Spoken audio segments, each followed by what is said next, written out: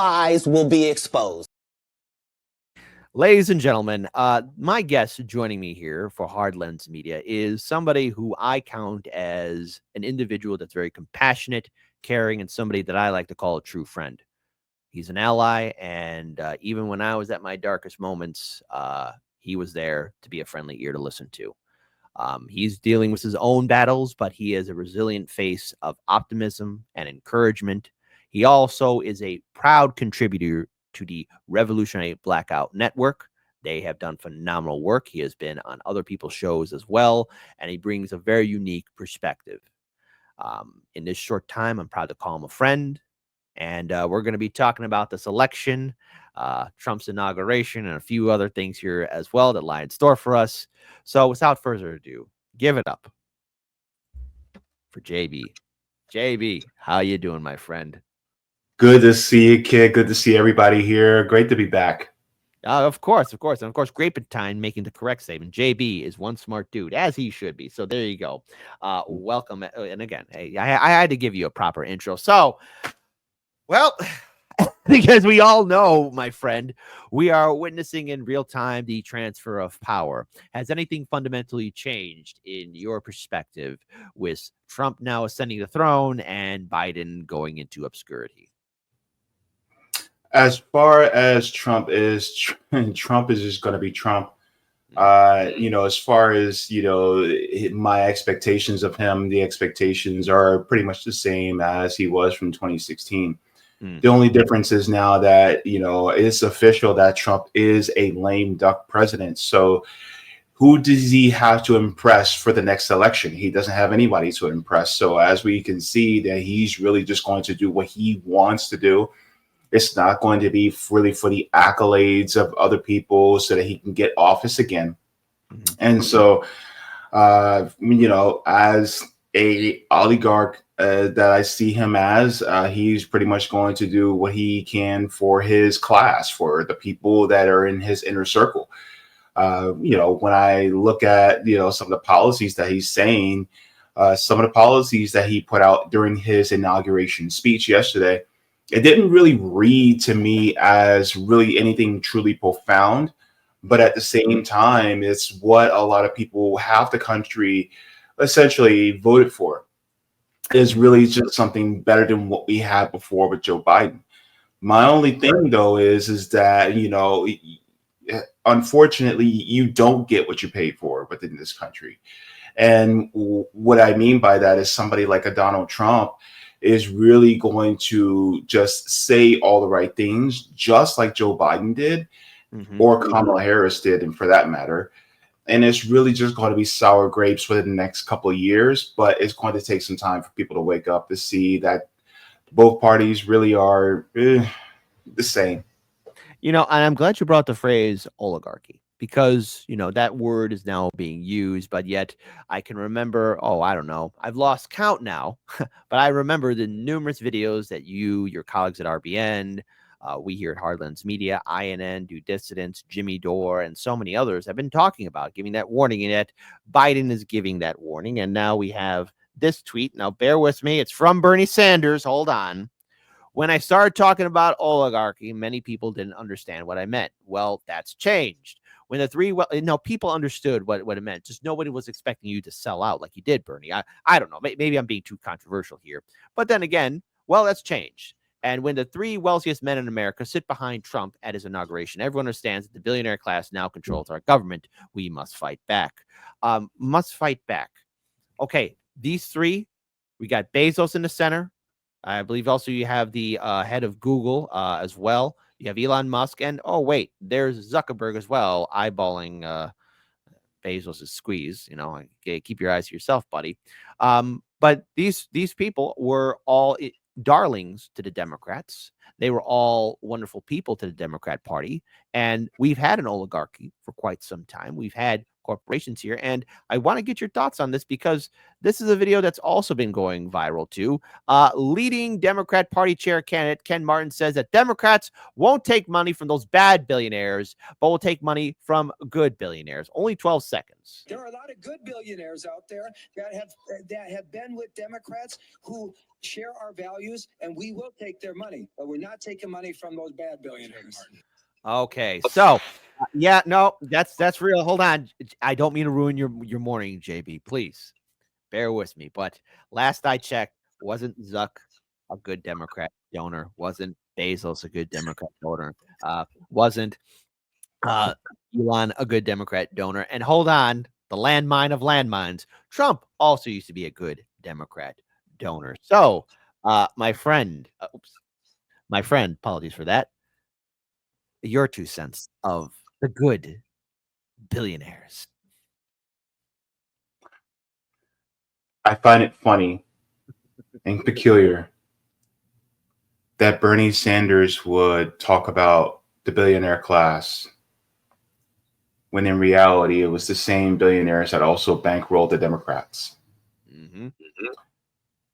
And it's always good billionaires versus bad billionaires, but nobody in the Democratic Party is actually talking about what type of things you have to do in order to get to amass that much wealth. Mm-hmm. There is this perception within the American ethos that all you have to do is work really hard, come up with a great idea, and somehow you can earn that much money. You can earn billions of dollars. When in reality, no amount of working hard can actually do that. That being said, every single billionaire, and really a lot of 100 millionaires, mm-hmm. they have had to do some sort of exploitation in order to get to where they're at. They've had to screw over many people in order to obtain that position. So if you're willing to do such a thing to screw over people, that's not money from you that I would want. Not all money is good money. And the issue is that the Democratic Party is trying to keep and hold that money, that power, while saying that we're just different because, oh, we're getting our products from the right thieves, not the wrong thieves, right? Right. It's like the good sexual assaulter, not the bad sexual assaulter. Sorry. It's still sexual assault. It's still exploitation. So why are we pursing our words over which one is bad?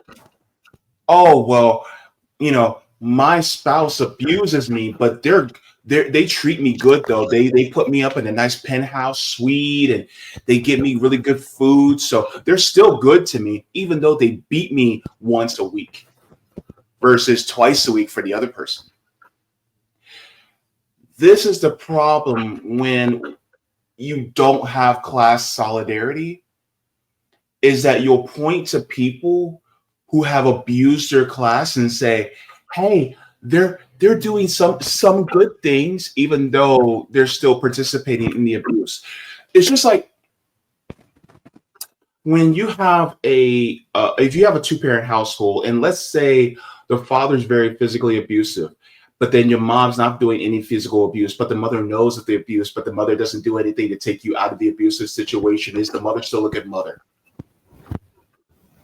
Okay, we're having a deep psychological dive in regards to the mindset of American politics because you have Americans, and unfortunately it is a very common thing in a lot of households in the United States where there's some form of abuse, or either that there's a family in which maybe they are survivors of abuse and they're still dealing with that trauma of abuse. And if we look at our electoral system, I mean, it's completely abusive. You have a politician, be it Democrat or Republican, making promises, and then as soon as they're in office, they're listening to their corporate owners. Their donors. I like to play around with that word a little bit. who then in turn make our lives that more miserable, and in turn have us hate our own neighbor because they might vote differently, but yet both parties contribute to this divide. To answer your question, I would say she is helping out in contributing that abuse. If there's abuse happening within the household, and yeah, if you're not trying to escape, because no rational person will want to sit there and be beaten all the time, but yet, but things are far more complicated because, okay, you escape the abuse, but then you're out of that shelter. You don't have a home or a warm meal. You don't have that sanctuary. And many Americans, especially if you look at our political system, don't know what it means to be politically homeless by breaking away from both Democrat and Republican. Because if you say you're an independent, you are viewed as the other. You're not part of part of the big club. I don't know if that answers your question, unless you have another perspective that you want to weigh in here. Well, no. I think you gave a really nuanced answer. I think what the sad part is that there's so many people who are willing to take a little bit of harm in order for things to get just slightly better. We're so used to the crumbs that we'll take anything instead of taking nothing. Mm-hmm. When in reality, you can still starve by just being fed crumbs. You can still starve to death. And right now we're being squeezed to the point where we're being starved to death. We're being choked, but not from all the air. They're letting loose just a little bit to let a little oxygen in just so that you can continue to live. But then that becomes torture. Yeah. So we're not being killed, we're being tortured to death. And torture, and torture, you're basically saying, well, kill me already because I can't take it anymore. And so it's going to be either one or the other. So, when it comes to people like Donald Trump, he is he's a person that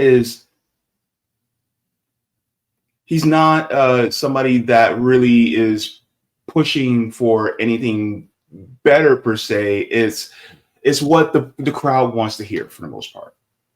You have to appease the mob, the crowd. It's something that's been going on through all antiquity, where you have the leaders speak to their people, their legions, their army, and say, I'm going to do this, and they hear it, because let's say that their leader is a great conqueror or a great commander, and they're able to do things. And Trump does have that ability to rally people. I mean, he did keep his political organization together, unlike the progressive Democrats that just threw that lightning in the bottle away. And, I don't want to say it was resurgence because it's an insult to the word resurgence. But, the day before Trump's inauguration, there was a protest. And I'm like, Nico House did a perfect breakdown on a hotspot. Where were all of you? Where were all of you for the war in Ukraine, the genocide in Gaza? What happened to the people of Lahaina? What happened to the people on the East Coast? Where were all of you? Because if all those things happened under Trump, there would be protests. And I'm calling these protests now parades because that's what they are. They're glorified parades building up people's ego. And so when you see these individuals who apologies for the start, but when you hear these people, saying, oh, we got to go out there and protest, we got to go out there and march. Is it because now the person who was hitting you is no longer hitting you and somebody's hitting you just a little bit harder? I mean, what Trump is doing is no different than Biden, because Biden made sure that nothing would fundamentally change under Trump, or at least under his administration. And of course, he maintained some of Trump's policies. And now Donald Trump's back again, and people found their protest shoes again. JB, as someone who's done something different than protesting, okay, and I know you've done your fair share of it too in the past, but you and the crew at RBN have done something different. That is community outreach, networking, and helping set up infrastructure in which people can help each other and help themselves. How do we get that idea to become more open and available? Because it seems to me that everyone's dead set on the system of protesting, and then everyone goes home, because that doesn't get anything done. I've done my fair share of covering protests, and they're all the same, at least what I covered here in Chicago. Can you talk a little bit about some of the work that you guys have done at RBN? Sure, we can definitely talk about the work. As far as the work we've done, we have different chapters across the country. So, of course, I'm in Orlando, Florida. We have the Orlando, Florida chapter, Savvy Sabs in the Boston chapter. You have Nick that's in, yeah. You have Nick that's in the Kansas City chapter, and Rome in the Detroit chapter. And so we do on the ground mutual aid work because we realize that the politicians are not going to save us. The mutual aid work that we do is really just to build a base of community support, a community of workers, and a community of people who are poor and working poor, in order to, provide for ourselves, because we know that the politicians are not going to save us. And so we take from behind the tradition of the Black Panther Party, where they did mutual aid work and education. And so this is what we're trying to do here in Orlando. We're trying to partner with other groups that are doing mutual aid work as well, that are more established. We want to essentially be under their wing and get really more familiar with doing more for our communities. And we want to show from a microcosm what could be if we actually had workers that were running our government instead of corporations running our government. So that's one of the things that we're pushing for right now. And so, yeah, the work that we have been doing on the ground is a process, and it is not going to be quick. It is not going to be swift, swiftly done. And of course, we're trying to wake people up. We're trying to open eyes. But actually, Spy Dirty, yes, we actually do outnumber our oppressors.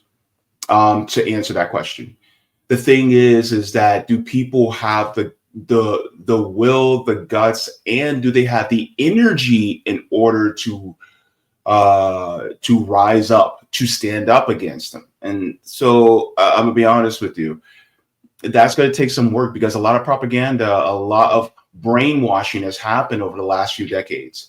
And so, people have to, really wake up, and then not just realize, but find their power.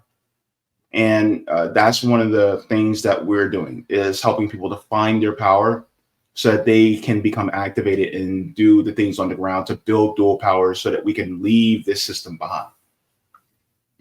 I would go on to say even further that we have to really start engaging more so with our communities, because while social media is a wonderful tool, it has also, I think, in many ways allowed us to forget the art of conversation, face-to-face conversations, and actually creating real mutual aid.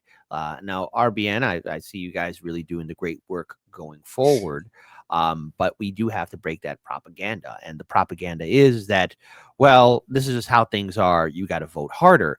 And I am against that philosophy, especially now with what we saw with the Democratic primary. And I know we're bringing up the Democrats, but, a recent video came to my attention, and it's none other than their own leader, Chuck Schumer, who delivered his strategy about how they should be reaching out to voters when electoral politics, we're not going to vote our way out of it. And so, and you've said this too on your show. So from your perspective, okay, the failure of electoral politics, how do we have that conversation with people who have been trained for generations that's just the only way we can get change? You got to look at the people of the past. Like, did they just do electoral politics and did that change? Mm-hmm. What movements happen that were beyond electoral politics? You can start naming them off the top of your head. It's easy. And so I'm gonna be very careful, because number one, this isn't my channel. Number two, yes. YouTube. So let's be tiptoe around the eggshells, please. That'd be very nice. Very careful. But I'll say it like this: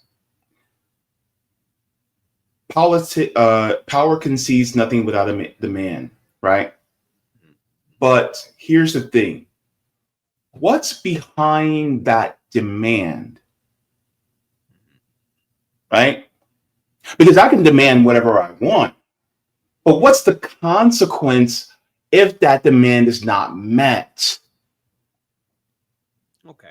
See, that's the thing. The people are. Can I cuss? Maybe you could drop one little curse word. Maybe. Okay. Some people are too, teed off. okay. Some people are too chicken shit Hmm. to actually carry out the consequences if the demands are not met. That being said, what are the consequences? I can't say. But the consequences have to be dealt out instead of saying, "Oh, well, we're just going to vote." Even if you withhold the vote, is that really going to do any good? The thing is that you have the pitchforks and the torches have to be at the door. Mm-hmm. And that's what will push politicians. That's what push the people away from the money, because your life is worth more than money. Mm-hmm. Your comfortability, your safety is worth more than money. And so therefore, when it comes to safety within their positions, Mm-hmm. They are going to want to preserve that before the money. But the problem is that how we have to scare money out of politics. Yeah. Okay. So then I understand what you are bringing up to, because what we are trying to see now, especially that Trump has gotten in office, we are seeing a reaction to his election, at least fail what we saw in 2016 fail in comparison to what we're seeing now in 2024. For example, in 2016, you had massive Trump derangement syndrome. You had corporate media doing nothing but hit pieces on Trump. And since then, they've tried to do that tactic again, and it's failing miserably. I mean, most notably with MSNBC and CNN hemorrhaging viewers. Now, I'm a little bit 50-50 on this, because here's the thing. On the one hand, I'm happy to see these institutions fail. But JB, I think you know all too well that there are other people waiting in wings to be that quasi MSNBC and CNN for that audience. So maybe it's a little bit late in asking this question, because after November 5th, we did see that decline happen. But I did want to pick your brain about this, the decline of corporate media, because that has been a tried and true tool for the establishment to control the narrative. What are your thoughts on it? What is your perspective on that? Oh, they've had contingencies in place for that. Oh, they do. They saw the writing. They knew that was coming. This is why they have some people waiting in the wings on YouTube with shows that look kind of like this, that'll have studios that will say, "Hey, we're independent. See, we can actually put out the news." But then here's the gag. They will actually put out the same narrative as an MSNBC, as a Fox News, as a CNN, as a CBS, as an ABC. So are they really independent? But see, here's the thing. They have that independent veneer that they put out there. So the contingency's already been in place, and they've been doing this for a while now. And you can see some of them when they're standing right next to Joe Biden, shaking his hand in a picture with a big old smile on their face with overly moosed hair. Pac-Man, you mean? who asked us to subscribe? I didn't. Where are you going? Where are you going? But that's the point, right? It is that the corporate media, they know that they see the writing on the wall, that their numbers are going down, right? Because there's an aging population that used to watch them religiously, right? You have people who are pretty much over 65, maybe some older Gen Xers that are maybe mid to older Gen Xers that are watching them. But we're seeing to the point where a lot of us have had our distrust in the media so much, especially since the Iraq War, that we have walked away from them. But now they've caught up to, oh, well, now they're looking at independent media, so we have to have an independent media veneer in order to be able to catch these people back. But The problem is that a lot of us are copying up to media literacy now.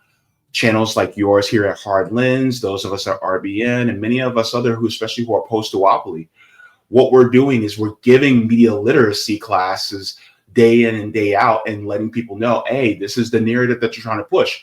And so whenever you listen to somebody who has a veneer of being independent, but then you start to listen to the narrative, you start to notice, oh, this person's corporate media, they just don't want you to know it. Mm.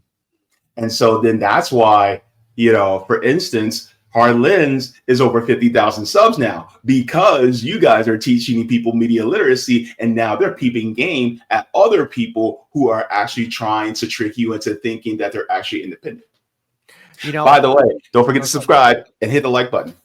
Oh, JB. Hey, likewise for JB's content, as well as his work that he does for RBN. Because, folks, I'm actually glad we could, because I want to bring up something to you that happened to me yesterday that still annoys me. I'm no longer furious or angry, but I'm annoyed by it.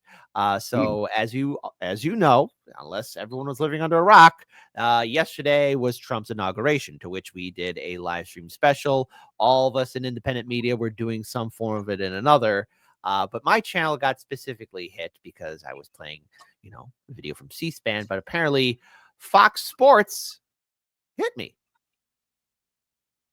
Now, no strike, no nothing. We're fine. We're fine.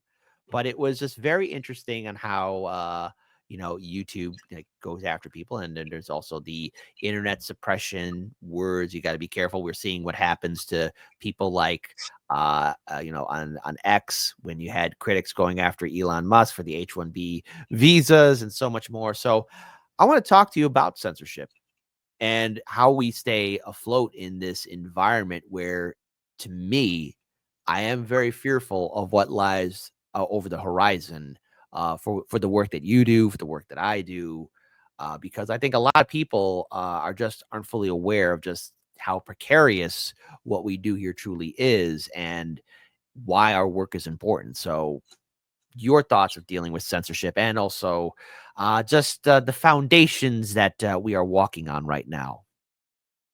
Well, you're talking to a guy that has had his channel demonetized for over a year. So, no. So trust me, I know. It is a precarious situation. It is actually easier to speak your mind on the right than it is to speak your mind on the left.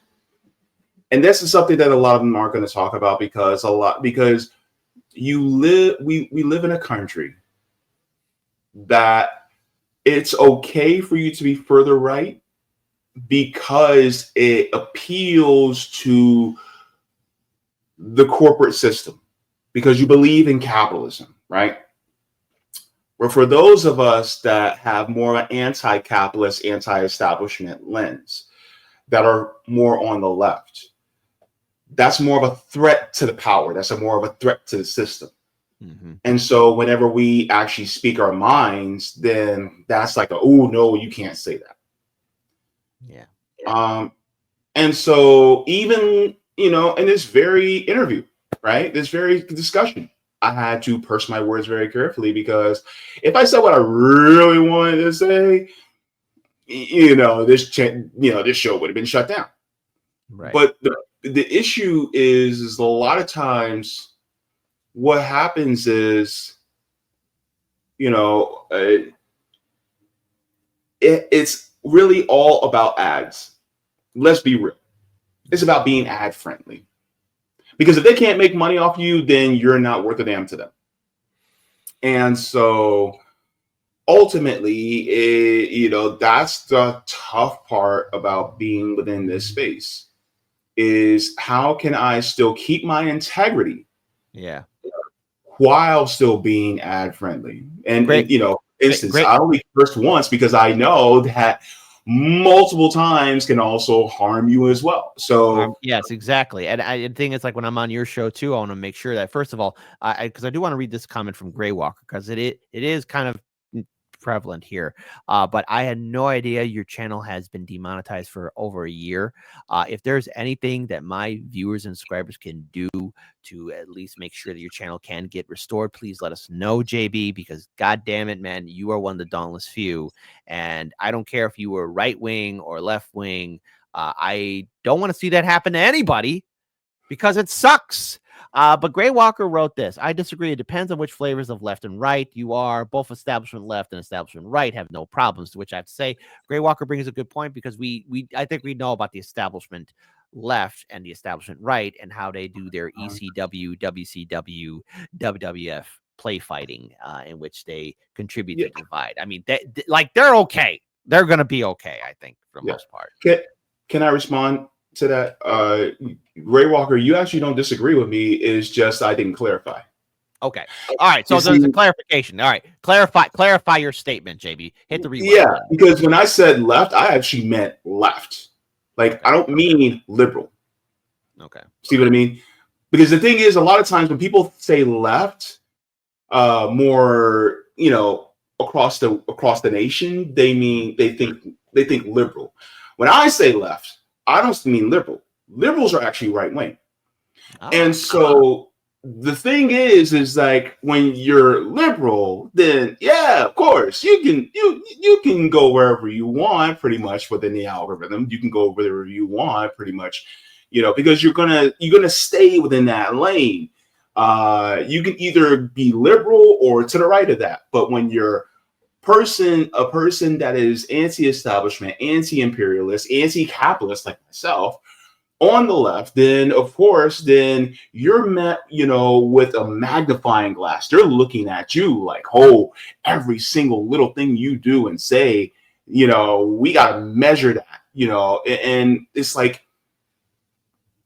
it's crazy, when we're looked through with that lens, but at the same time, it's like people who are, on the right don't have that same they don't get that same type of I'm blanking on the word here, but that same type of measurement, so when it comes to us, yeah, that's what I meant, and I just want to clarify. Yeah, and I also want to add in my point here too, because I've seen my fair share of, at least not with the conservative or right wing, but I've seen libertarians get heavily censored. I've seen their platforms lose out, and this all really, again, if we look back at how censorship really got out of control, it was the Democrat reaction to what happened with Trump ascending the presidency in 2016 and the aftermath of that election cycle.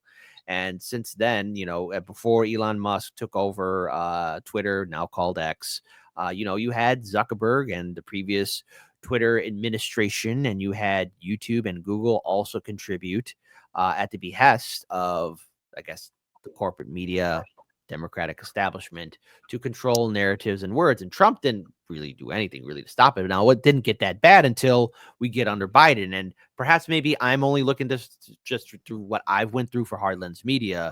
But would you or would you not agree that things were pretty bad under the 4 years for Biden and Harris for us in this sphere, no matter where you stood politically, even if you were libertarian or conservative? If you went against that narrative, I mean, I don't know. I still have count of how many times I've got kicked in the jaw by the censorship jackboot by Commissar Hans and his deputy Fritz. I would agree. I would just be cautiously. I would tread lightly still, even under Trump. Yeah, because Trump said to the effect of yesterday during his inauguration speech that he wanted to, strengthen free speech. And my thing is, it's like, free speech for whom? Because which side are you talking about? Because I don't believe that he's going to do, one side or another. And so if he does, then great, right? If he does, free speech across the board, okay, I'm fine with that. It's just I always see it as one side does it for the liberal side, and then one side does it for the conservative side. Mhm. You know, and then if you try to speak out against both of them, then they both, you know, they both got smoke for you, so to speak. So Right. that's why, you know, even though yes, it was definitely bad under Biden, I'm still like looking at Trump with a side eye. Like, what are you going to do? What are you going to do? Are you going to do the same thing that Biden did, just on the opposite end of the lens, or what? You know, so I'm still Exactly. waiting to see. Exactly. And there's a one thing that everyone has to remember. You know what? I'm gonna be generous here. I'm gonna be generous here. Whether Trump just accidentally or was tricked or didn't really look into it, what his administration did to when Julian Assange blew open the door, didn't open the door, it blew open the door for this wave that we are dealing with now, especially for the future of a free press, of real independent media. And it is something that I am very fearful about, because it is I love doing this work, and I love, seeing people succeed. I love collaborating with people like Due Dissidents and Jimmy Dore and RBN and everybody that's really trying to speak truth to power. And yes, even reaching out to the other side with some of the libertarians and conservatives that I've had on my show. More than happy to. The one thing I don't want to see happen is everybody lose their ability to actually be a voice for their community, because that's what I want to see. I want to see a true meritocracy. And I could vaguely remember, now that I'm going to be very old in February, I'll be 40 years old. I'll be a 40-year-old man. But I remember a time when YouTube used to be a meritocracy, where there was a point in which your work was rewarded for what you put in. And I know a lot of us have been really working hard for this. And now recently, a platform was almost terminated before us, and that was TikTok, at least here in the United States. Your thoughts on that, Trump being the savior? And you broke it down perfectly in your videos, just reminding people, saying, hey, Trump actually signed a bill to, or was the first calling to get rid of TikTok. I want to get your thoughts on the resurgence now of TikTok and them thanking Trump and infinitum all day yesterday. You know, I saw something kind of interesting, because somebody said that Shochu, who is the CEO of TikTok, somebody was saying that they think Shochu is playing 4D chess, because apparently he's trying to weave his way into keeping TikTok around, but at the same time stroke Trump's ego. And the whole thing about TikTok thanking Trump, that's part of the stroking of his ego, making him think, "Oh my God, you're this great man who brought us this." But the funny part is that Trump was the one who lit the match to put the house on fire. He lit the match, put the house on fire, went to Biden, said, "Hey, you know this house needs to be burned down." So then Biden takes some gasoline and pours more on it, and then the fire engulfs even more. Trump comes in with a fireman's hat and a water hose, and then puts the fire out that he started, and it goes, "See, look what I did." And now everybody's like, "Oh my God, you just put out the fire." And everybody's cheering for Trump now. And the crazy part is like, do you have amnesia? Because it was Trump that originally was the one trying to take TikTok down.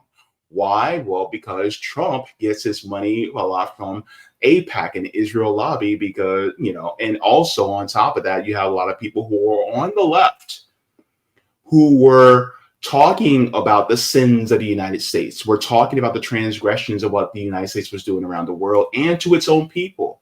And people were shifting in their opinions against the system that exploits them. And so Trump didn't like that. And then on top of it, it got ramped up after October 7th, when people started learning about the dirty laundry that is not real has, and especially what they're doing to the Palestinian people. And so when it comes to the whole narrative about TikTok, is that it was a democratization of ideas. It was a democratization of information that was pushed out there, that bucked the system of manufacturing consent. It bucked the propaganda that was being pushed on us through corporate media. And it really got Americans talking to Americans. And we're like, wait, you're going through this too? I thought I was just crazy. It's not just me. Oh, wow. I didn't know this part about America. I didn't know that they did this and this and that. Next thing you know, we're all learning together, and we're actually becoming more of a community. And we also started earning more money and circulating money with each other. And so instead of that money going straight to the top, it started circulating within the working class. And also, of course, they didn't like that either. So there's a lot of different variables that happen, which was antithetical to what the corporate dictators wanted. Mm-hmm. And so because of that, they said this site has to go down, or we have to own it so that we can extract more resources. The problem is that we revolted. And in that revolt, when they said we're going to take it down, we all right, bet. So we went over to Red Note. Right. And so by the way, learning even more about the sins of our country and what it could do if it actually was more worker centered. I do want to ask you something, because there was a post that you did share on X, and that was like your interaction with some people in China. And, you have been dealing with a lot of problems with healthcare. You've been on the front line, and there's been a lot of people supporting you. Sure. But what I saw, interestingly enough, was the everlasting human spirit. And that is people in China responding to you saying, hey, get better. I just want to get your thoughts on that, because, it's one thing when you speak to another person, but then you're speaking to somebody who's across the ocean, different language altogether, and they're seeing what you're going through. What has been your interaction with the people of with at least some of the people on Red Note? Can I just get your thoughts on this? I know that you got to be setting up and prepping up your show, so I don't want to take up too much of your time, because you're doing a lot of great stuff for RBN and your own personal stuff. And I definitely want to make sure if there's a way we can help you get your channel restored to monetize, please, I'll violently shake you. But tell us what we can do. But first, talk to us about your interaction with the people on Red Note, because you're on it, you use it. Explain away. Kit, I am so glad you asked. Humans are a beautiful and lovely species. Mm-hmm. When people say that humans are selfish by nature, or we're only self-interested, you're taking only one piece of the negative part of us, but you're completely discounting the entirety of the beautiful parts about us. And when it comes to speaking with people who are in China, who are seeing me in my situation, they're saying, oh my gosh, I want you to get better. And they're actually inquiring about the healthcare system here in the United States. And they are horrified to know that, oh, you don't get reimbursed for all that money you're spending? Oh my gosh, you guys actually have to spend money to use an ambulance? Your health expenses are that much? Wow. Do these people even care about you? And they're looking at us with pity.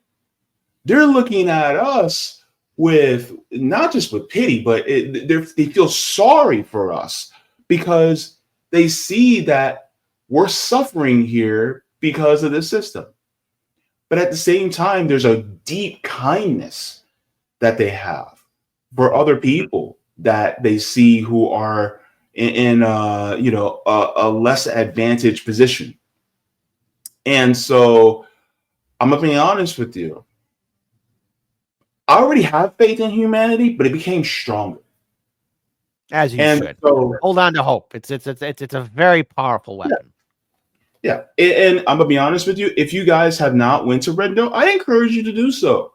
Go ahead, open up an account. They now have translating. You can now auto translate now. Not auto translate, but you can click translate and you can read, what they said in Chinese. And it's great. And you can actually interact with people in a completely different country and get their experiences. And I'm not saying this because China is not perfect by any means. But the thing is, like, it may not be It may not be perfect, but it's definitely better in many ways. And then maybe we can actually glean from them some of what they've done to be able to improve our country. I And like that idea. so I honestly think that it was a great move for us to collectively start moving over to there. Of course, TikTok is back, but I think that we should keep that door open and still continue to venture and interact with And our talk to people. Chinese brethren, on the other side of the world. I think that is a fantastic concept, and we do need to be speaking with people. And I always remember my grandfather when he was still alive. He would say like, "Hey, look, kid, there's somebody like you in China. There's somebody like you in Russia. There's somebody like you, somewhere around the world. Their name might be exactly like you, but you know what? They got the same hopes, fears, and dreams. They just want to live their life." And I think it's important for us to have this dialogue. So I'm glad that you had a very positive experience. You've been dealing with a lot of stuff. And, if we can help alleviate, if there's a way in which we can, politely everybody go on social media and say, hey, restore JB's YouTube channel be fully monetized. Give them marching orders, JB. We'll be more than happy to do it because you are one of the dauntless few. Great Batine wrote this. Humans have a lot of potential. We are creators, innovators, and can help all humanity, animals, and nature greatly or destroy it. I'm more in the pathway of let's try and build a better future. At least that's what I say on the show all the time. Like, let us all do we can to build a better future. So, JB, I know you're going to be prepping up to do some stuff. You are killing it on the stage, especially helping out with RBN. So is there any show that you got lined up later today or tomorrow that we need to know about? So that way we can give you a like, share the content, and, get you back to being fully monetized as you should, because damn it, you deserve it. In my book, you deserve it. Thank you so much. Yeah, actually, I'll be live at 3 p.m. Eastern Standard Time today. Good. We'll be talking about 3 different subjects. I'll be talking about nursing and AI. That's going to be an interesting story that a lot of people, I think, it kind of flew under the radar. Another thing we're going to be discussing as well is I'll be doing a reaction about furniture and why crappy furniture is a harm to workers. And then also I will be going over the inauguration and day 1 of Trump from yesterday. We're going to be talking about that next week. Actually, it's going to be interesting because Leonard Peltier was just communed his sentence by Biden. One of the last things that Biden did right before he left office. About that. Sorry, go ahead. Yeah. Mm-hmm. Yeah, and so that was a great news. But next week I will be having on Joey Peltier.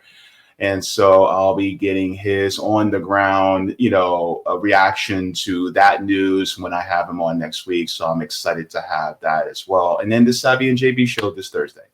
Fantastic. And real quick here too, JB, I'm gonna give you an assignment if and when you have the time. It is a show. If you want to understand just how crazy the sociopathic billionaires truly are and how crazy our media system is, I'm recommending this show to you, Succession. All right. It's already wrapped up 4 seasons, so you have something to binge watch. It's on Max, but I do recommend it because JB, you'll witness once again some of the words that you've been saying, just how crazy the system is. That show just breaks it down perfectly, and I can't recommend it enough. I could see you even doing like a psychological analysis of the characters and if you do that, let me know. I'll be more than happy to have a conversation with you about it. The show is called Succession. I've already shared it with some of my viewing audience members. Just 10 out of 10, I recommend it. And I have to. I'm sorry, folks. I'm shilling for Succession, but it's such a great show. Wow, thank you very much for the recommendation. I'm always looking for new shows. I don't have Max. I got rid of my Netflix like 9 months ago. So I don't have anything right now. Kind of hard for me right now because being on a fixed income, but at the same time, if I can, when you have the time, make the time. Trust me on it, my friend. You'll be like, oh my goodness, I've been ranting about these people and their fiction. What are the real ones like? Truly nightmarish. So there you go. All right, everybody, we're going to continue on with the rest of our main show, but everybody, JB, he is one of the dauntless few, again, who has done so much phenomenal work. In case you don't know where to find him, we're just going to pull up his social media right now because, again, he has done great work. I salute him 100%. This is his social media on X, of course. And, of course, here you go. Co-host of Revolutionary Blackout Network. There's his YouTube channel. There's his link tree. Okay, folks, now listen. Getting JB's YouTube channel back, that's the watchword. So, JB, tell us what we got to do, what we have to do, what are our marching orders, how to help things out, how to build things up, so that way we can get your channel back. Because if anyone deserves it, it's you, my friend. And you are somebody I like to call a friend. So thank you so much. And I'm hoping to have you back on again. Thank you so very much for having me. And I will look forward to having you back on my channel too in the near future. Oh, of course, of course, of course. Folks, we're going to take a quick short break. We'll be right back. Just give us a few short minutes and we'll continue with the rest of our main show. JB, all the best to you, my friend. All right. Take care.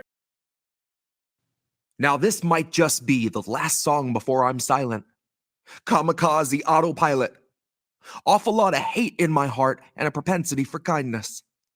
Adrift in an ocean of centrists and all of the rest of the otherwise eyeless. And I know the instinct to lower one's gaze in the hope of escape is ancestral and timeless. But you need to know that the binds that detain us in no way define us. May everywhere you lay your feet be the battleground. Anywhere you keep the fight in your heart, honey, that's where the fight is. The force of our will is worth more than their might is. The cold touch of steel is worth more than the touch of the Midas.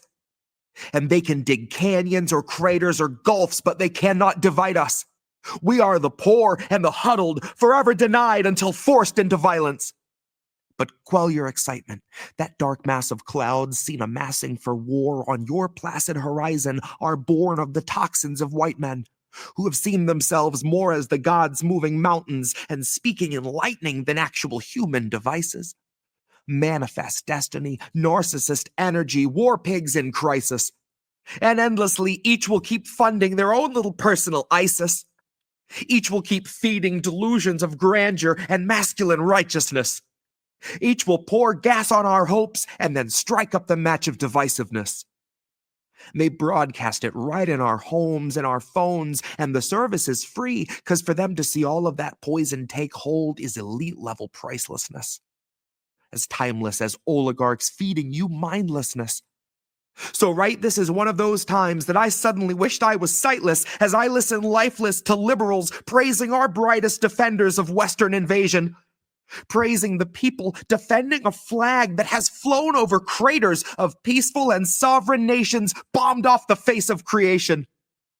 And all to spread something that we call democracy. Mockingly, probably. Honestly, we come to starve out your colonies, clear out your properties, claim your resources, and set up a government covered in puppet string, tied to our global agenda and ripe for the summoning. This is how we keep policing the desperate, knowing we foster their suffering. This is the mark of the beast of America. Pull yourself out of the gutter by only the straps of your debt, sharpen your hustle, and build just some character. Break down your body to enter the lottery. Set your sights right on the luxe, comfy life of a senator, something that's really worth coveting. Because down in the streets, it's a storefront morgue. The sheets are boards and they reek through the coverings. I'm not saying the sky is falling, I'm screaming the heavens are plummeting. I came for the catalyst, stayed for the dread, and that hideous trumpeting.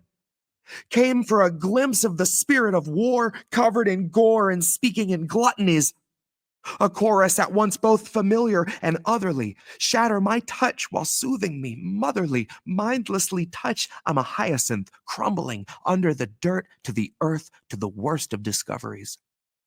I came for the cavernous, hideous trumpeting.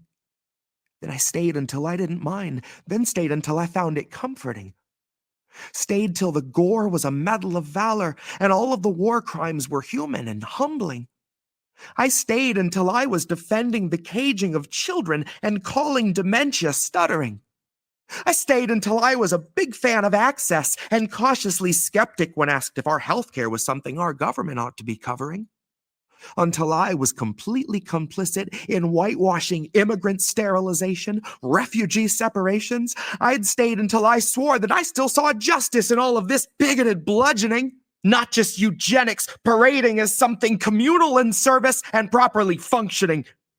Not just eugenics you passively swallow like Xanax when pitched by your favorite brands and your most trusted companies. Not us insisting that progress is Congress collectively stumbling. Not just the Democrats holding the Senate, the House, and the ball and intentionally fumbling. Not just our leadership throwing the fight when it's not their lives on the line, it's our kids on the mat and they're taking a pummeling. Because the hearts of the greedy weep not for the needy, they just pump funds for their own refunneling. They burrow in their wealth like a corpse worm tunneling, stomach full of money, but they'll never see the sun again. It's really kind of funny when you think about it. And then again, it's really so abhorrent, I'm on stun again.